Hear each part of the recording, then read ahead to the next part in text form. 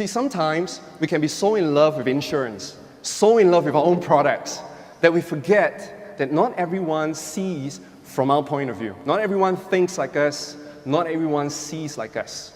In fact, just the other day, my dad bought a very expensive pair of sunglasses. My mom was upset, and I asked her why. She said, "We paid so much money for these glasses, but your dad still cannot see from my point of view."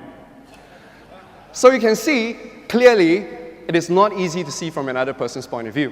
So today I'd like to answer this question. How? How do you see from a person's point of view? Because that's the first key to unlocking your charisma. And this is where we can learn from one of the most celebrated companies in our world today, which is Amazon. Now, Amazon has one of the very interesting habits. This was actually created by the CEO, Jeff Bezos. Now, what happened was this. At every single meeting, they will always have an empty chair. This empty chair represents the most important person in the room. Could you guess who's that person? Well done, exactly, the customer. The customer represents the most important person in the room. And each time they have to make a major decision, they will look at the chair. And they will be reminded that, hey, you know what? It's time to get into the heads of the customer and think like them. And questions like, what is keeping the customer awake every night? Next one, what would this customer think about this product? And the last one, how would this product dramatically improve their lives? So it's questions like that, customer-centered questions, that help them to be able to empathize the customers and to come up with best-selling products like the Kindle, which was by far one of their flagship best-selling products. Now, I know what you guys are thinking. So how do we do that? How do we see from the customer's point of view? You see, the reason why Amazon was successful was because they understand a truth.